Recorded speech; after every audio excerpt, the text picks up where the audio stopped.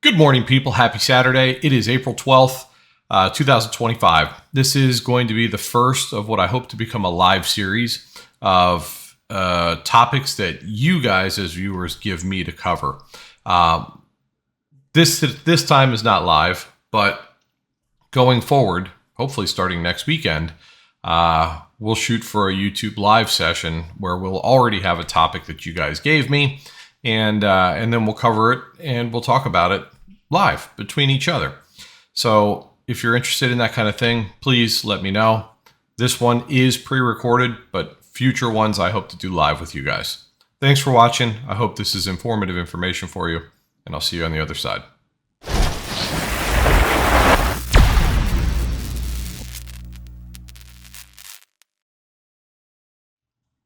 What's up, everybody? This is Jimmy with Trading Decoded, and we are going to cover a topic that was suggested to me by one of our members. Raynor, if you're out there, this one's for you, bud.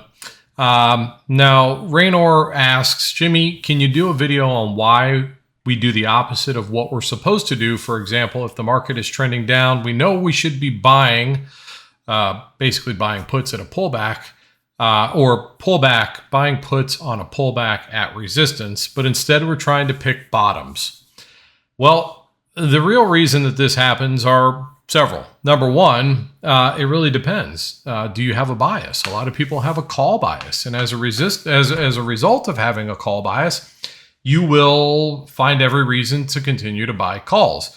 What's dangerous about this, especially in a downtrending market, is that not only will you continue to lose money, but a lot of times with that bias will come your wanting to average down, because you're going to have a very, very difficult time convincing yourself that maybe you're wrong. And unfortunately, that's when feelings get in the way of the technicals.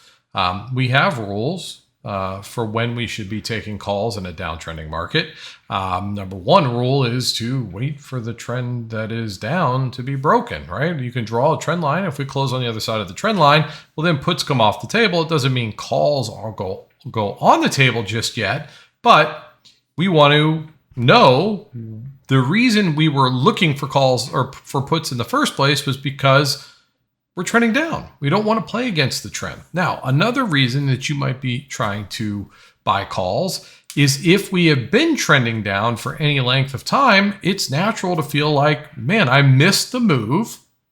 And because of that, at some point, it's going to bottom out and it's going to reverse and start to go back up because it can't go down forever. I personally fall victim to that on trending days. It's why I'm not a huge fan of trending days. But you know what?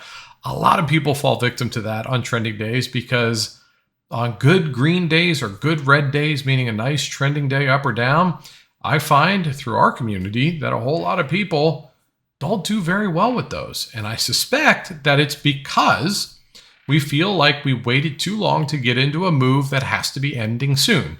But what we have to try and do, myself included, is trust the chart, right? The fact of the matter is, nobody knows when the reversal is going to happen.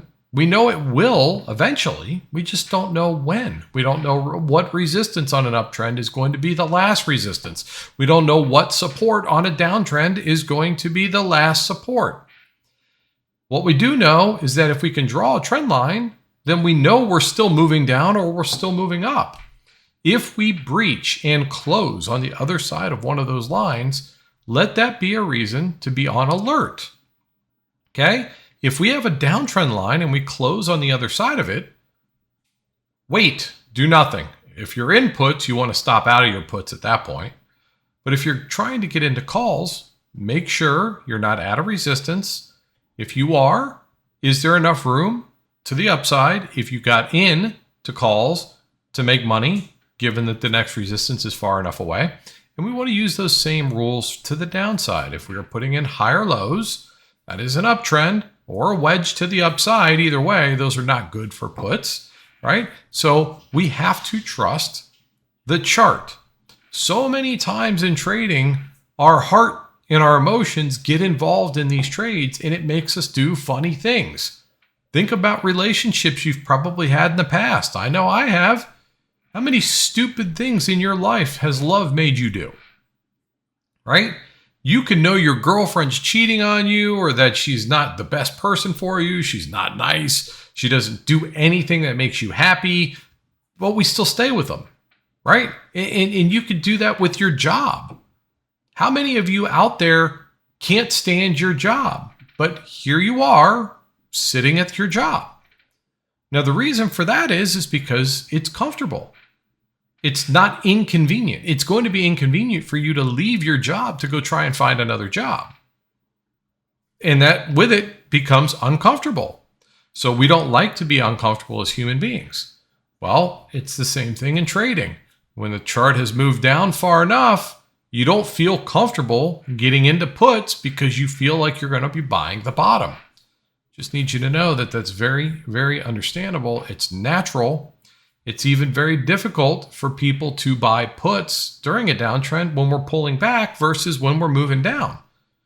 Again, this is human psychology, right? I'm suggesting that we buy puts while the candles are going against your position, meaning we're trying to trust the ceiling, and I'm telling you to buy puts on our way to the ceiling. Well, naturally, our heads want to say, but Jimmy, what if the ceiling, breaks and it goes higher? That's also your stop loss, right?